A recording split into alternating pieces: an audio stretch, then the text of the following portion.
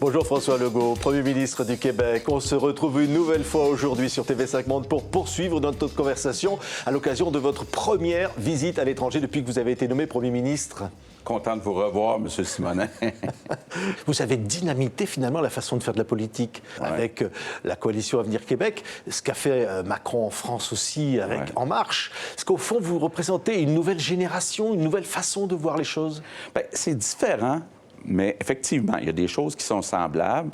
Au Québec, depuis 50 ans, on avait un grand débat constitutionnel sur la possibilité d'avoir une souveraineté du Québec.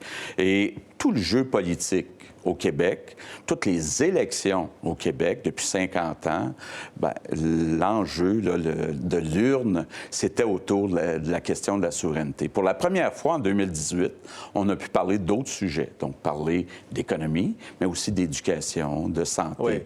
Oui. Donc, d'essayer d'avoir une nouvelle approche. Évidemment aussi, il y a un risque de tomber dans le débat gauche-droite. Et puis, M. Macron, quand même, amené sur la table un débat où on disait, bien, il faut écouter les préoccupations des Français avant d'être dans un débat gauche-droite. Mais c'est tout un défi, parce que je reviens sur la création de richesse. Si on ne crée pas davantage de richesse, bien, on nous demande l'impossible. On nous demande plus de services, mais moins d'impôts. Donc, ce que demandent les Gilets jaunes en France, c'est ça, par exemple. Bien, effectivement, mais quelle est la solution? Si on veut équilibrer le budget, on ne peut pas à la fois augmenter les services puis à la fois réduire les impôts. Donc, il faut travailler à avoir plus d'investissement des entreprises qu'essaie de faire M. Macron. Essayer aussi d'avoir plus d'échanges commerciaux. On sait que les compagnies manufacturières ont des salaires plus élevés. Donc, si on augmente les exportations, par exemple, des entreprises françaises en Amérique du Nord, on crée des emplois mieux payés, donc des revenus plus élevés, donc plus de revenus pour l'État. Donc, on a vraiment un défi qui est d'abord économique. Ce n'est pas une fin en soi, mais c'est ce qui permettrait aux Français, aux Québécois, d'offrir des services avec un fardeau fiscal moins élevé. Oui, oui, avec une immigration mieux contrôlée. Ça a été ça aussi un de vos arguments de campagne. Ce qu'on a proposé, c'est une baisse temporaire de l'immigration. Il faut être prudent. Le français sera toujours vulnérable et donc d'exiger la réussite d'un test de français dans les 3 premières années de l'arrivée des nouveaux immigrants, je pense que c'est nécessaire pour s'assurer justement de la survie du français à Montréal, au Québec. Donc, c'est dans ce sens-là qu'on a proposé de prendre un pas de recul, de revoir les critères dans le choix des immigrants. On a des bonnes discussions avec M. Trudeau. Ce que M. Macron a proposé en France de débattre dans le grand débat national sur la question des quotas d'immigration, en prenant d'ailleurs souvent l'exemple cité du Canada. Il faut être très prudent quand on fait, pas faire d'amalgame, là, parce que oui, les Québécois sont nationalistes, souhaiteraient que la nation québécoise qui parle français ait plus d'autonomie face à Ottawa. Ici, le défi de M. Macron, c'est de trouver un équilibre pour quand même qu'il y ait un certain nombre de pouvoirs qui soient donnés à l'Europe, comme grand marché, entre autres, mais tout en respectant l'autonomie française. Mais on ne part pas du même endroit, là.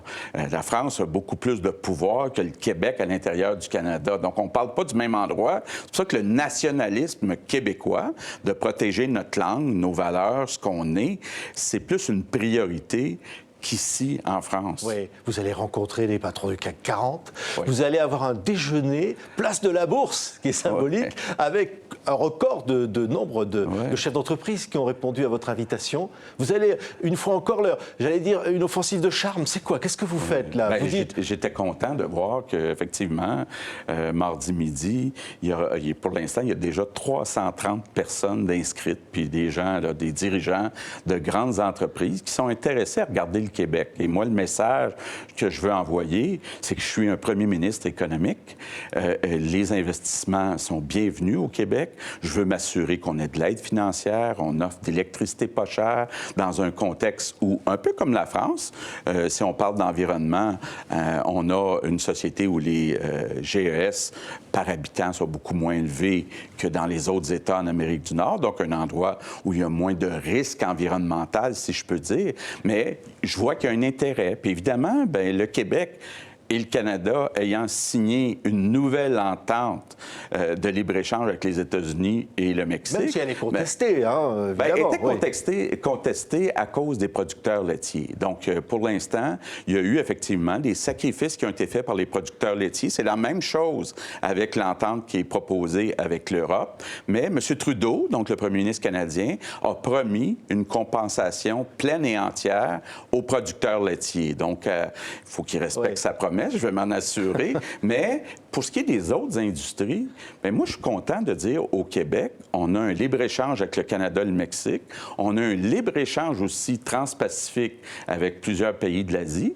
Puis j'espère qu'on va pouvoir ratifier cet échange entre le Canada et l'Europe. Je comprends qu'il y a des élections européennes qui s'en viennent au mois de mai, là, donc on va peut-être devoir attendre à l'automne pour ratifier tout ça, mais c'est déjà en place. Et vous allez le redire au Forum économique de Davos où vous vous rendez? Oui, effectivement. Donc, pour la fin de la semaine, je quitte pour Davos et là encore, j'aurai l'occasion de rencontrer des dirigeants de grandes entreprises. Puis l'objectif, c'est d'amener plus d'investissements au Québec pour augmenter notre productivité, augmenter notre richesse, avoir les moyens de nos ambitions pour être capable à la fois d'offrir des services de qualité en éducation, en santé, mais avec un fardeau fiscal moins élevé, parce qu'on a aussi cette pression au Québec où notre fardeau fiscal est très élevé si on se compare avec nos voisins.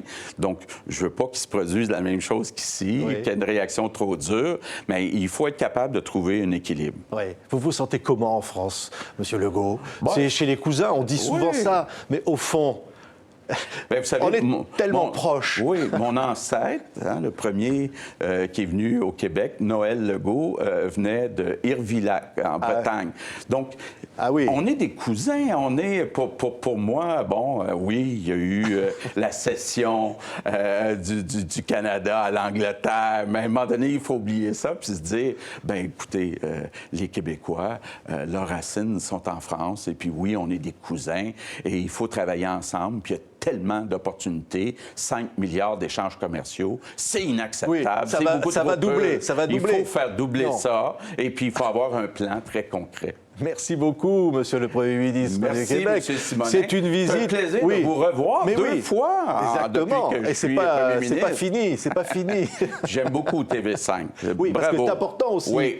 Oui, d'utiliser le français et vous nous permettez justement de voir les nouvelles dans les autres pays francophones et vice-versa. Donc, on se sent plus proche grâce à vous.